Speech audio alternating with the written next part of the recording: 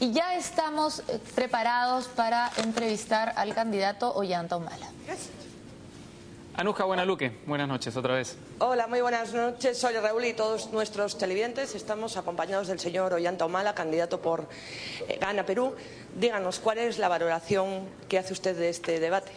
Creo que ha habido un ganador, que el ganador ha sido el elector, el pueblo peruano, que ha tenido la oportunidad que a través de los medios de comunicación apreciar a sus candidatos, que en estos momentos tienen cierto protagonismo en las encuestas. Por otro lado, el formato ha sido un poco rígido, había que ceñirse a los tiempos y por lo tanto, en mi opinión, lo que yo he tratado de hacer es precisar nuestras propuestas para que el pueblo peruano pudiera aprovechar de enterarse de mi boca, como se dice, lo que queremos y cómo queremos hacer las cosas. Pero ahora, de hecho, Anuska, no responder a las preguntas, reiterar que usted no ha tenido la posibilidad de hacer gobierno e ignorar cuánta crítica le han hecho. ¿Usted cree que eso le va a funcionar o puede tener un efecto boomerang? Mire, lo que yo creo es que al elector lo que le importa es cuánto va a costar el balón de gas a partir del 28 de julio. Que si el salario básico va a subir a 750 o no a partir del 28 de julio. Si va a haber más seguridad en las calles, va a haber más comisarías, si es que se va a crear la policía rural, si va a haber el servicio policial voluntario para combatir la delincuencia, etcétera. ¿Qué va a pasar con los que tocan a un menor de edad a partir del 28 de julio? Creo que eso es lo que le importa a la gente, ¿no? Y en ese sentido hemos tratado de enfocar y precisar nuestras propuestas. Señor Humala, pero eso también se podría interpretar buenas noches, como que en opinión de usted lo que importa no es cumplir las reglas. De hecho, usted hizo un compromiso que era participar en un debate en el cual iba a haber preguntas y respuestas y usted ha optado por no preguntar y por no responder y nos dice ahora que es porque lo que al elector le importa al final son los hechos. Y entonces yo insisto con una pregunta que le hemos hecho de alguna manera o claramente a la candidata Fujimori. Eso es muy parecido a lo que hizo y al estilo de Alberto Fujimori, decir que va a hacer una cosa y luego hacer otra. Como lo es también, por ejemplo, no respetar la Constitución. Usted dice en un compromiso que ha firmado que respeta la Constitución, pero su plan de gobierno dice que el primer paso es declararla nula, eso dice su plan de gobierno. Entonces, ¿lo que le importa al elector no es una persona que cumpla con lo que promete? A mí me parece que dentro de su pregunta hay varias inexactitudes. Primero, de que sí he formulado preguntas. Si no, hubiera habido una llamada de atención del moderador.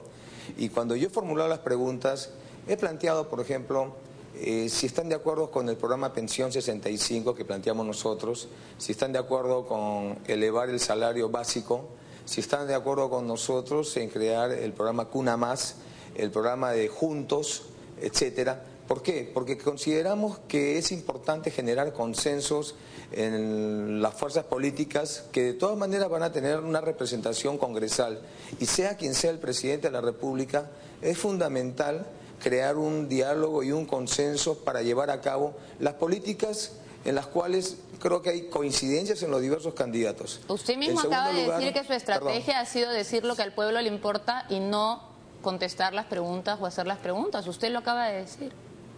Le vuelvo a contestar. Esa es la primera imprecisión de su pregunta.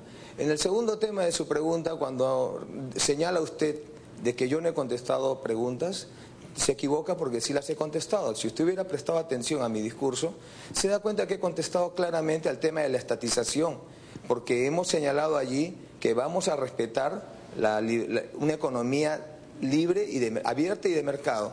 Cuando se menciona a nosotros de que, por ejemplo, estamos yendo al pasado, lo que estamos señalando es que queremos que el crecimiento económico resuelva el problema de la inclusión social. Por lo tanto, las respuestas han estado en el discurso propiamente dicho, simplemente era saber escucharlo, nada más. Pero la pregunta fue bien concreta, la pregunta fue si usted cerraría el Congreso y declararía nula la Constitución. Eso muy no bien, le voy a contestar, esa pregunta no me la han hecho en el debate, pero por supuesto que se la han hecho. Parece que usted no estuvo escuchando porque se la hicieron claramente. Bueno, se la voy a contestar. Nuestro planteamiento es una nueva Constitución.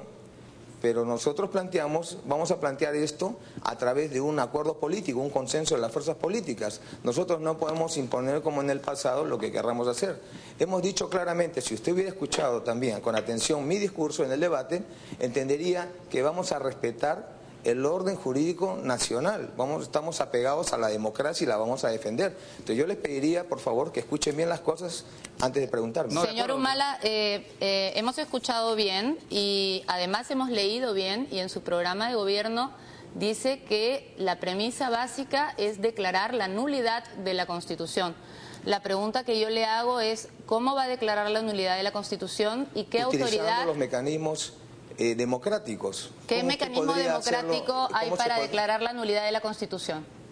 Planteando un acuerdo político. Eso es un acuerdo político, no un acuerdo. Es que eso es una salida política, no jurídica. No figura entre los mecanismos.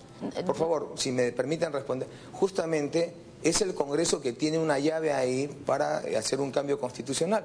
Ahora, ese es nuestro planteamiento. Si no conseguimos el consenso, obviamente podemos intentar ir a la Constitución del 79 y reformarla, o si no, reformar la actual Constitución. Lo importante es no detener el Perú. No perdamos el tiempo en estas cosas que se deben resolver con el nuevo Congreso. Ahora bien, el nuevo Congreso aparentemente no va a tener ninguna mayoría definida, lo cual permite adivinar fácilmente que ninguna de sus propuestas va a tener una mayoría que la apoye. Usted le está proponiendo al electorado peruano una serie de cambios que requieren de una mayoría. Por lo tanto, es válida la pregunta que se hacen algunos de si usted va a disolver el Congreso. Mire, yo le pediría que no sea pesimista. Estoy seguro que muchas de nuestras propuestas van a tener un consenso mayoritario en el Congreso de la República. Además, si usted ha escuchado el debate, entenderá que todos los candidatos están promoviendo la consolidación del crecimiento económico, la generación de empleo, la lucha contra el narcotráfico, contra la delincuencia, y en eso yo creo que hay coincidencias.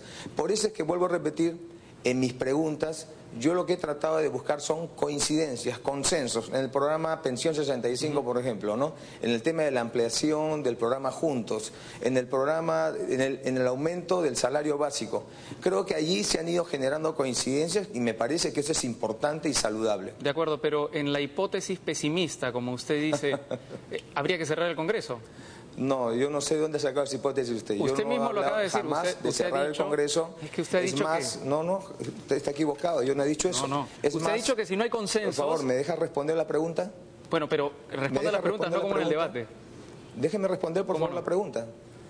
Mire, usted, como hombre de prensa, sabe también que hace pocos días se ha suscrito un documento público en el cual estamos nosotros señalando la defensa de la democracia, del orden constitucional, por favor. Entonces no diga cosas que no son ciertas. Pero entonces, es que lo que pasa es que lo que no comprendemos, y se lo decimos francamente, es cómo usted mismo dice que firma un compromiso que respeta la Constitución y acaba de decir hace unos minutos que es necesario cambiar la Constitución. Por supuesto. Y que lo va a hacer a través de un acuerdo, pero ese acuerdo no es un mecanismo constitucional, o sea, no sale en la Constitución. Y si no sale en la Constitución, entonces no lo puede hacer respetando la Constitución. Lamentablemente no se comprende. No, lo que no están entendiendo es lo siguiente. Nosotros no nos vamos a salir del marco constitucional, del orden jurídico, para hacer todos los cambios que sean necesarios. Nosotros vamos a plantear una nueva Constitución respetando las leyes, los procedimientos para cambiar la Constitución. Y eso requiere un consenso mayoritario en el Congreso. Usted ha dicho también que va a respetar la libertad de prensa, sin embargo en su plan de gobierno dice que va a hacer un reparto equitativo de los medios de comunicación.